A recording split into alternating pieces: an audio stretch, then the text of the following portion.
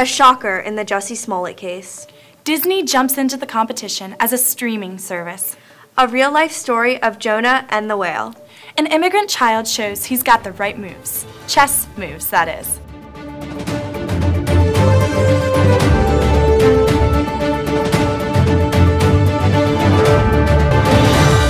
Good morning, Lancaster Catholic. I'm Lauren Hagan. And I'm Jordan Nye. It's Friday, March 29th, and this is your Week in Review. We have a surprising update on the Jussie Smollett story. Just a few weeks ago, the Empire actor was likely to spend time behind bars after staging a fake hate crime against himself. But this week, a Chicago judge suddenly dropped all 16 charges against the actor and gave no explanation why. Chicago's mayor and police chief were outraged, and now President Trump says he wants the FBI to investigate.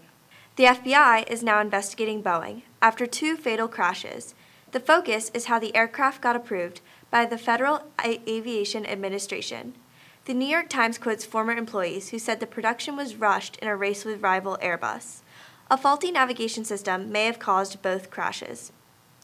This week, the 2-year investigation into Donald Trump's involvement with the Russians finally came to an end. Special prosecutor Robert Mueller found that the president did not collude with Russia to influence the 2016 election in his favor. The president says he is completely vindicated. Are you a fan of Disney movies? Claire Wolf says there will soon be an easier way to watch them. Ever feeling nostalgic and wish you could watch anything and everything Disney all in one place? Well, now you can. Disney has decided to cut ties with both Netflix and Fox to go in their own direction.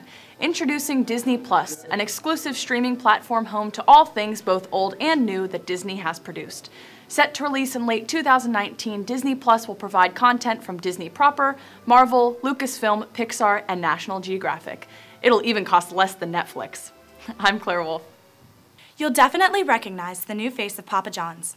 This week, the pizza franchise named Shaquille O'Neal its new spokesman. He'll also be on the board of directors, which fired the founder, John Schneider. The pizza company hopes Shaq can help turn things around and boost sales.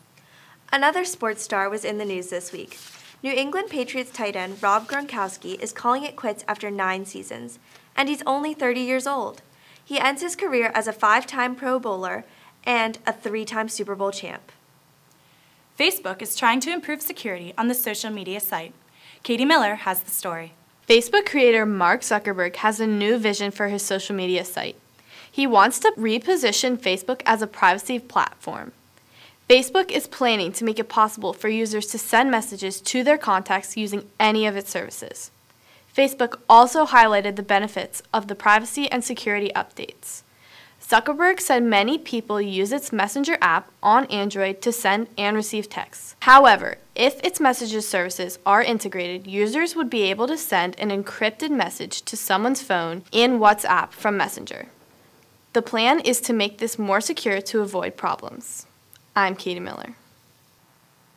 Stormy weather, ship being trapped on an ocean, people dangling from a helicopter. Does it sound like a movie scene to you? Well, this dramatic rescue actually happened on the cruise Viking Sky. The ship's engine shut down during a raging storm in the North Sea off the coast of Norway. Passengers were being tossed around like toys. 5 helicopters were called in to airlift hundreds of passengers to safety. More than 30 were injured. And Philip Baumberger has another incredible tale of survival at sea. Do you remember the Bible story of Jonah being swallowed by a whale? Well, it actually happened to a tour operator in South Africa. Rainer Schimpf was snorkeling with a film crew in Port Elizabeth Harbor, recording sharks feeding on a school of fish. Schimpf describes what happens next to barcraft animals. The next moment, it got dark, and I felt some pressure on my hip. And once I felt the pressure, I instantly knew a whale had grabbed me. But the 50-foot Brutus whale was probably as surprised as the diver was. This type of whale just swims along with its mouth open to feed on plankton and small fish. It definitely doesn't eat humans. So the whale just spit him out. He was okay, and he has a whale of a story to tell. I'm Philip Baumberger. Jimmy Carter has just become America's longest living president in history. He surpassed George H.W. Bush's record at 94 years and 172 days old. Carter is now one of only 5 other U.S. presidents who have lived past the age of 90. A birthday milestone for one of the world's most famous dolls. Aria Young has the story. Barbie has just turned 60. It was in March of 1959 when Barbie was first introduced. She was just a doll in swimsuit and ponytail with sunglasses in her hand. 6 decades later, she continues to reflect culture and inspire girls. To celebrate her 60th birthday and Women's History Month, Mattel made 20 role model dolls. They picked women from all around the world. Actress Yara Shahidi is the only American represented. She says it really amplifies and reaffirms the idea that women can excel in whatever field. Although we can't buy these dolls, we can choose from Barbie's 60th anniversary collection, which includes an astronaut, firefighter, and pilot.